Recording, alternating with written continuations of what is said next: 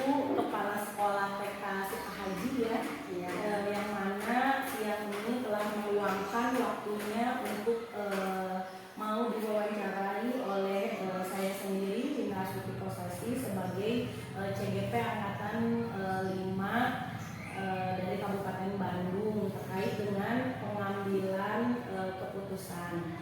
Ini kedepannya izinkan Bina untuk memberikan beberapa pertanyaan kepada Ibu gitu ya terkait tentang cara-cara pengambilan keputusan di TK Sukahaji begitu. Ibu kedepannya mungkin saya izin memanggil dengan panggilan Umi ya supaya lebih dekat ya, kekeluargaan. Sesuai dengan cucu. Ya, terima kasih Umi ya. Baik, yang pertama Umi, pertanyaan yang pertama, selama ini bagaimana nih Umi dapat mengidentifikasi kasus-kasus yang merupakan dilema etika atau bijukan moral? Alhamdulillah, insya Allah ya, untuk mengidentifikasi insya Allah teridentifikasi karena kan banyak contoh-contohnya. Kenapa bisa teridentifikasi? Karena tidak sesuai dengan kenyataan dan harapan, itulah akan timbul masalah. Seperti itu. Jadi identifikasinya banyak ya. Cara-caranya. Nah, kalau yang selama ini bagaimana nih Umi menjalankan pengambilan keputusan di sekolah Umi begitu, terutama untuk kasus-kasus yang dimana ada dua kepentingan yang sama-sama benar begitu atau yang sama-sama mengandung nilai kebajikan. Nah, jadi cara menjalankan pengambilan keputusannya untuk di sekolah di sini lah terutama kami pribadi itu, yaitu pertama itu pengambilan pengambilan informasi dari berbagai sumber. Jadi Umi mendengar informasi berbagai sumber, apakah itu akurat, update, misalnya terus harapan dan logis. Kalau boleh tahu sumber-sumber dari mana tuh Umi? Ya tentunya karena dari warga sekolah. Dari warga sekolah. Terus sehingga dipilih alternatif yang paling bagus gitu ya. Dipilih gitu. Yang pastinya alternatif yang menyelesaikan masalah itu yang paling, kemudian ya dipilih yang paling terbaik aja. Yang terbaik. Oke Umi, baik, selanjutnya langkah-langkah atau prosedur seperti apa yang biasa Umi lakukan selama ini nih terkait dalam pengambilan keputusan? Kalau boleh Winda minta gitu ada satu contoh begitu, ini keputusan apa gitu contohnya? Paling dan langkah-langkahnya seperti apa? Yang sudah dilakukan, misalkan memberikan informasi atau pemahaman sehingga dapat dipahami oleh orang yang melakukan kesalahan misalnya. Terus kemudian misalkan bisa dipanggil secara langsung atau diumumkan di seluruh warga sekolah. Jadi bisa diumumkan, awalnya dipanggil dulu. Kalau boleh kalau boleh Winda tahu nih, misalnya Umi bisa nggak memberikan satu contoh kasus begitu supaya bisa tergambar jelas begitu. Jadi misalnya kasih apa gitu, contoh misalkan di sekolah sudah ada catering misalnya catering. Terus ada misalkan orang tua yang memasukkan lagi tanpa sepengetahuan sekolah. Otomatis karena mungkin di sisi lain ini penting. Jadi itulah salah satunya. Jadi kita tidak bisa langsung menegur orang tua tersebut. Jadi kan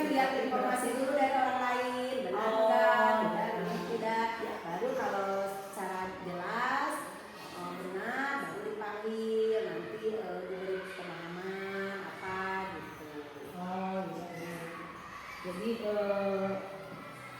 seperti itu ya. Ya. Kemudian ini nih, hal-hal apa saja yang selama ini Umi anggap efektif begitu pada saat pengambilan keputusan pada kasus-kasus yang tadi tuh yang bersinggungan, yang menjadi dilema etika gitu, yang saya sama-sama benar gitu, yang Umi anggap efektif gitu, caranya seperti apa? Yang paling efektif jadi kita komunikasi secara interpersonal.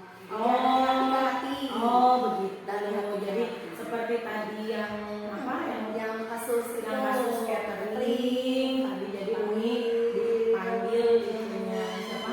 Ya orangnya yang ngobrol lah. Ngobrol. Kemudian hal-hal apa saja nih yang selama ini merupakan tantangan dalam pengambilan keputusan pada kasus di rumah ini? Hal-hal yang menjadi tantangan ya, yang merupakan tantangan itu pertama itu adaptasi dari seluruh warga sekolah. Adaptasi dari seluruh sekolah. Adaptasi yang seperti apa nih? Soalnya kan perlu waktu. Jadi masa transisi. Jadi kan perlu waktu itu untuk melaksanakan mengambil supaya sinkron gitu ya. Jadi itu tantangannya kan perlu waktu. Dia perlu waktu transisi. Transisi jadi untuk memperlakukan itu ya kebijakannya perlu waktu transisi itu tantangan. Jadi tidak langsung bisa sekaligus. Kemudian ada lagi Umi selain itu tantangannya? Tantangannya misalkan kan tidak langsung 100%. Ya, misalkan 80% baru berhasil. Gimana cara langkahnya lagi untuk supaya 100% berhasil? Gitu. Jadi Umi itu nyari solusi. Nah, selanjutnya apakah Umi memiliki sebuah kayak tata kelola atau jadwal tertentu gitu dalam sebuah penyelesaian kasus dilema etika gitu, atau langsung menyelesaikannya, atau bentuk dan prosedurnya seperti apa begitu yang selama ini sudah dijalankan? Yang sudah dijalankan itu ada yang secara langsung tergantung kasusnya, ada yang perlu waktu, misalkan tidak sekaligus. Kalau yang langsung itu seperti apa? Kalau tadi yang kasus catering itu langsung apa? Gimana? Itu waktu perlu. Itu perlu waktu. Jadi pertama apa dulu nih? Misalkan dari informasi dulu kan dari informasi dulu. Ini mendengar itu. Setelah itu bukti bukan buktinya. Ya fakta-faktanya. Betul. Berarti fakta. Kemudian setelah itu kemudian logis enggak gitu. Ditimbang-timbang lagi mungkinnya sama Umi. Itu. Iya. Seperti itu. Itu yang perlu waktu. Kalau yang untuk langsung Umi yang menyelesaikan masalah seperti langsung banyak sih sebenarnya. Misalkan kasih contoh misalkan kan kita karyawan banyak seperti kebersihan. Kebersihan kan misalkan secara langsung disuruh misalkan buang sisa makanan misalkan di lodong tempat tanaman. Ternyata misalkan diperhatikan itu tidak langsung paham. Kitanya langsung ini disimpan di sini. Misalkan untuk tanaman ini kan sangat perlu untuk tanaman misalkan sisa makanan itu dikubur di situ, jadi secara langsung dari juga paham. Itu untuk petugas sekolah karena banyak lah. Iya. Baik Umi. Iya, untuk pertanyaan selanjutnya begini nih, adakah seseorang atau faktor-faktor apa yang selama ini mempermudah Umi untuk dalam pengambilan keputusan nih, atau yang ada seseorang yang membantu Umi dalam pengambilan keputusan dalam hal kasus-kasus dilema etika ini? Kalau ada pihak yang membantu pasti ada. Dan terutama dari yayasan atau keluarga, teman. terutama dalam faktor yang mempengaruhi itu faktor kepemilikan, karena Oh, sekolah iya. milik sendiri. Oh, iya, Jadi bebas iya. untuk Iya, iya, mengatur iya. apa maunya gimana Betul, itu betul. kepemilikan. Ya, Jadi ya langsung itu bisa dikomunikasikan, ya ya Ya. apa namanya bisa menjadi Hak poin prerogatif, ya haknya ya, gitu prerogatif, hak prerogatif ya. ya. Jadi bisa dengan cepat mungkin ya bisa Umi cepat dalam bisa keputusan. Oh, dalam- Terus faktor dukungan ya tentunya ada dukungan Ya. ya dari keluarga disebutkan, misalkan dari dinas juga bisa Ya. melibatkan, dari yayasan kalau memang tergantung permasalahan. Oh, tergantung permasalahannya. Jadi itu bisa Ya. itu ya Ya. bisa dilibatkan Bisa juga dilibatkan dari faktor-faktor walau yang mempengaruhinya itu. ya walaupun di sini Umi memiliki hak prerogatif tapi Umi juga tidak serta-merta sendiri dalam mengambil keputusan ya ada Ya, beberapa ada dukungan dari ada yang lain, dukungan dari yang lain. yang lain begitu ya, dalam Terus faktor yang mempengaruhi adalah faktor kemampuan.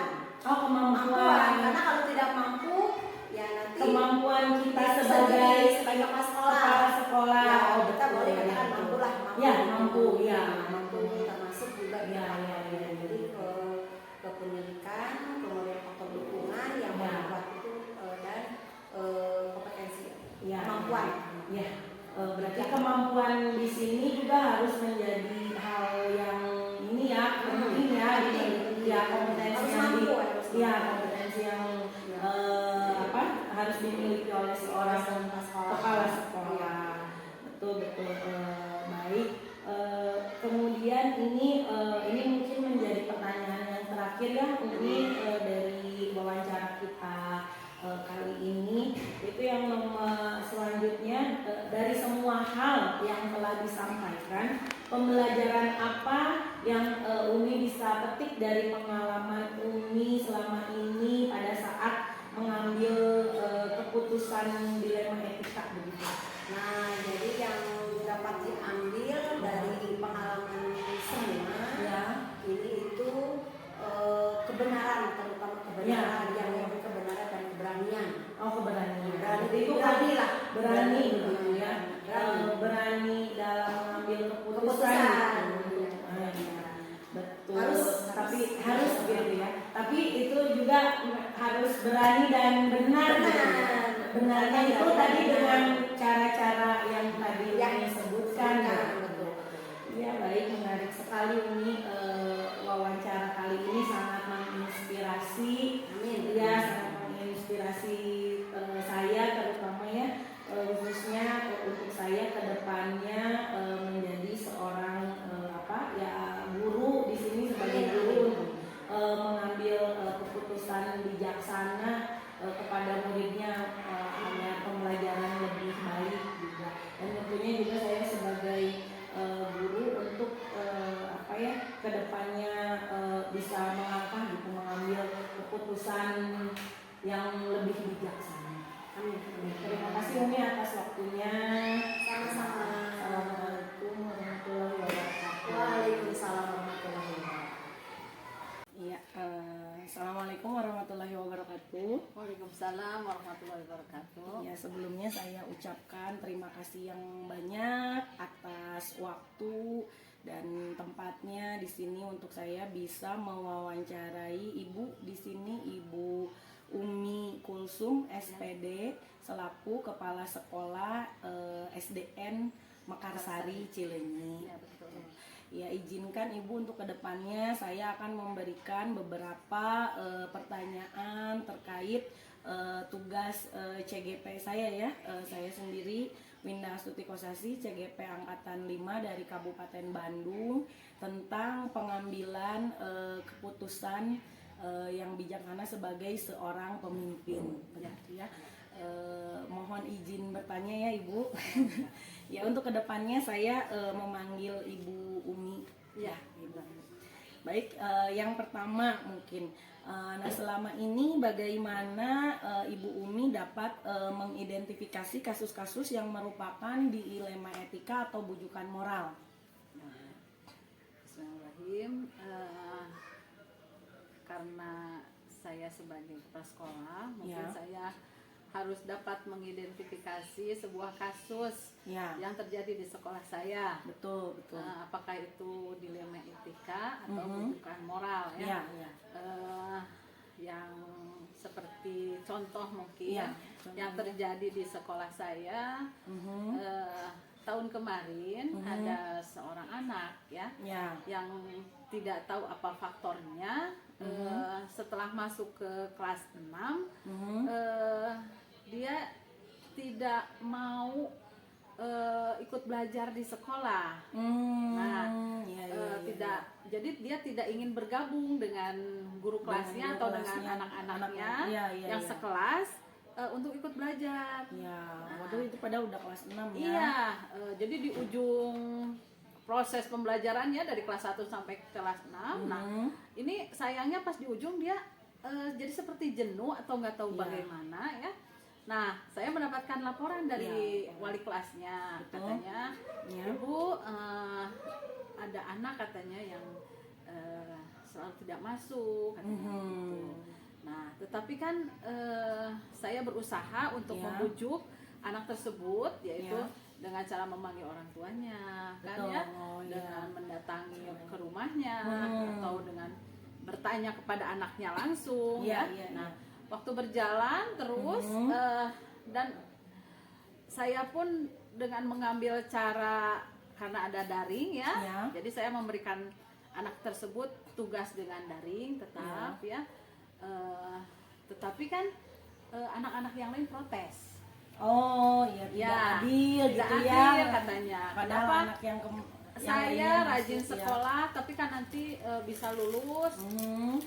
Kalau yang tidak datang ke sekolah pun bisa lulus. Nah, Ya. itu merupakan dilema untuk saya. Ya. Bila anak itu diluluskan, Mhm. menjadi bumerang juga nanti untuk sekolah Iya, saya ya. Iya ya, nama baik sekolah. Nama baik mungkin ya, sekolah begitu. dipertaruhkan juga ya. Dipertaruhkan, Tetapi betul, di betul, lain betul. pihak saya bila anak tersebut tidak diluluskan Mhm. dengan keadaan tersebut, Ya. saya melihat untuk masa depannya.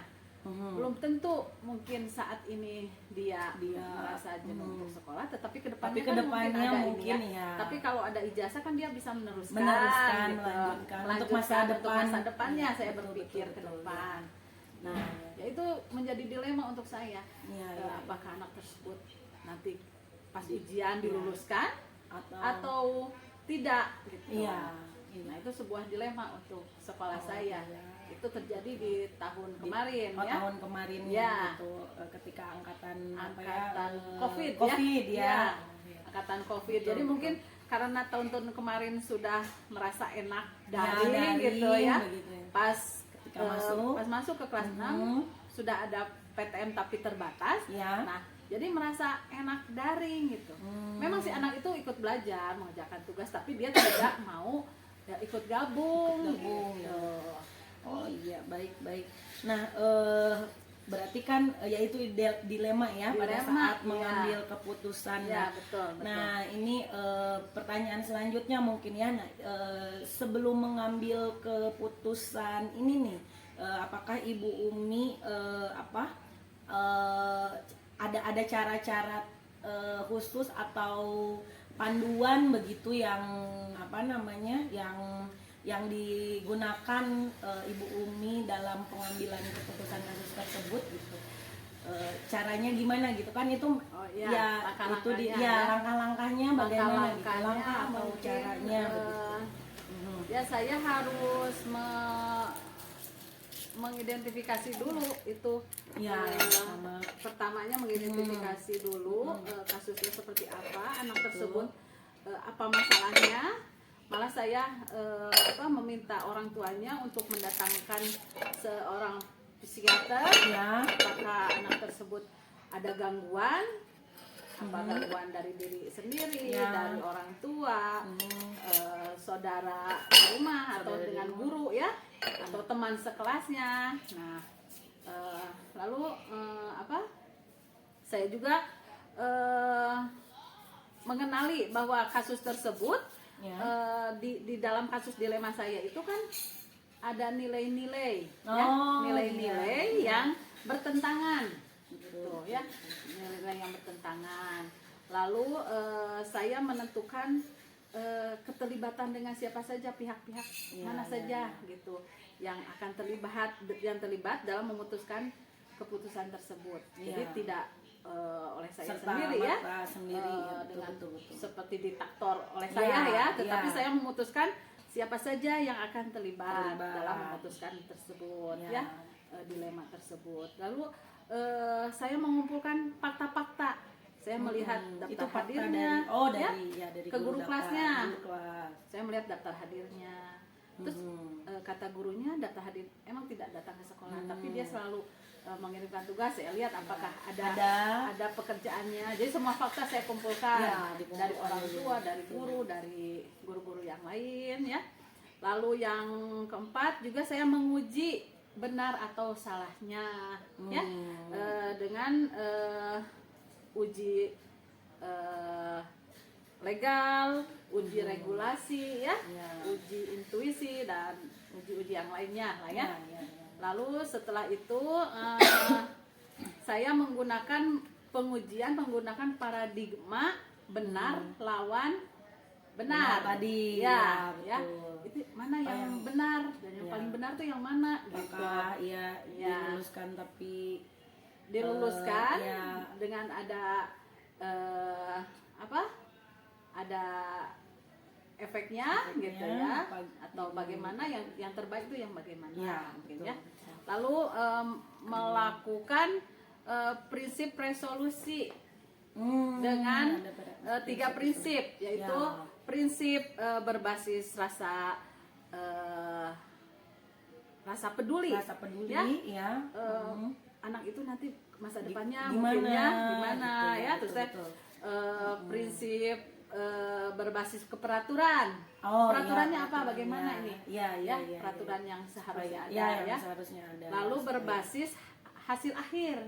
Akhirnya nanti bagaimana lalu saya mengambil langkah lagi, investigasi opsi trilema. Itu menarik tuh. Yaitu munculnya gagasan yang baru yang akan kreatif saat saya kebingungan dalam mencari keputusan Lalu yang ke-8 baru saya membuat keputusan.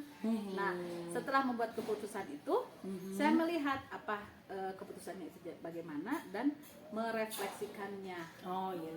Sebagai itu mungkin pelajaran untuk keputusan kasus-kasus kasus-kasus kedepannya mungkin begitu ya. Efeknya atau bagaimana ya. Ya, kalau untuk tantangannya sendiri nih dalam mengambil keputusan ini ada nggak? Oh, tentu ada. Yaitu dari anak-anak yang lain. Tadi ya. Anak-anak yang lain protes. Jadi anak-anak yang lain kadang, Bu, saya juga bisa dong katanya. Nggak hadir, tidak memenuhi daftar hadir gitu ya. Kan seharusnya anak-anak itu kan tidak hadir ya. Setiap hari. Karena mungkin melihat masalah ini, jadi mereka merasa, wah, saya sih bisa ya kalau tidak hadir juga gitu. Tetapi saya selalu meredam mereka bahwa yang salah itu jangan diikuti. Betul. Tetapi karena anak tersebut tidak datang setelah itu, karena ada masalah ini ke anak yang lain diterangkan. Nah, kalau anak yang normal yang lain ya datang aja ke sekolah. Jadi tantangannya cukup lumayan juga gitu. Dapat bisa mencoreng nama sekolah sebetulnya. Berarti sekolah nggak adil begitu ya. Betul, itu tantangannya ya. Nah, pertanyaan selanjutnya nih, apakah Ibu Umi di sini memiliki jadwal tertentu atau tata cara dalam mengatasi kasus ini, atau pada kasus tadi saat itu langsung diputuskan apa gimana gitu? Apa ada jadwal tertentu begitu dalam setiap kasus atau kasus lainnya? Saya tidak menjadwalkan ya, tetapi kalau ada kasus saya melihat kerumitannya, tingkat kerumitannya ya. Dan kasus ini siapa saja yang harus dilibatkan. Gitu. Jadi tidak membuat jadwal tertentu, Tidak men- tetapi saya melihat kasus yang ada yang Ada. dialami itu rumit tidaknya, Rumit tidaknya. atau berat, seberat apa sih gitu Oke. kesalahannya. Iya betul. Selanjutnya ini adakah seseorang atau faktor apa saja yang membuat ibu ini yang mempermudah ibu gitu dalam mengambil keputusan Ya. kasus-kasus dilema etika yang tadi gitu. Ya, Ada kalau di faktor lain? sekolah mungkin saya selalu melibatkan satu ya, Ya. dewan guru yang Oh, ada di dewan sekolah guru, ya. ilmunya Saya itu selalu ya. bertanya Betul. bagaimana gitu ya. Ya melihat dari tadi ya, mengumpulkan fakta kan itu mengumpulkan dari fakta itu dari guru-guru. Ya. Setelah itu saya berkomunikasi juga dengan pengawas bina saya. Oh, jadi ya. pengawas juga dilibatkan. Ya, dilibatkan bagaimana yang baiknya gitu. Hmm. Baik atau tidaknya untuk keputusan sebuah sekolah gitu Ya. ya. Lalu ada juga peran serta dari masyarakat, yaitu lewat Oh, komite masyarakat. sekolah. Ya, Oh. jadi saya supaya komunikasi pihak sekolah dengan pihak masyarakat itu berjalan, maka selalu melibatkan komite sekolah. Iya, oke, menarik sekali Bu. Dan yang terakhir mungkinnya ini akan menjadi pertanyaan terakhir nih. Apa sih hal-hal yang dapat Ibu petik begitu dari serangkaian penyelesaian kasus dilema etika yang sudah terjadi di sekolah Ibu? Yang saya ambil hikmahnya Ya. dari sebuah dilema etika itu Ya. bahwa saya sebagai kepala sekolah harus punya keputusan yang bijak, yang Oh. arif ya. Jadi dalam memutuskan sesuatu itu dengan arif dan bijaksana, Oke. dan juga tidak menganggap enteng atau sepele dari Oh. sebuah kasus gitu. Iya. Jadi supaya dalam penyelesaiannya kita dapat menyelesaikan dengan benar, Dengan benar dan baik, bijak bijak. gitu. Untuk keputusan baik untuk seperti tadi ya, untuk siswanya, untuk sekolahnya, Iya. dan pihak orang tua pun nanti kan tidak dirugikan gitu. Oke. Baik, terima kasih. Mungkin alhamdulillah jawaban-jawaban yang telah Ibu utarakan itu sudah memenuhi sedikit rasa ingin tahu saya tentang bagaimana cara pengambilan keputusan seorang pemimpin, dan ini sangat menginspirasi sekali. Begitu Bu, mudah-mudahan ya cara Ibu Umi dalam mengambil keputusan itu sangat menarik bagi saya, dan insya Allah ini bisa saya pelajari, saya ambil hikmahnya mungkin untuk nanti dicontoh untuk saya ke depan sebagai guru ketika mengalami kasus-kasus terhadap anak didik saya. Sama-sama Ibu Winda. Iya, terima Mudah-mudahan bermanfaat. Iya, sangat bermanfaat. Terima kasih atas waktunya Ibu. Saya ucapkan Assalamualaikum warahmatullahi wabarakatuh. Waalaikumsalam warahmatullahi wabarakatuh.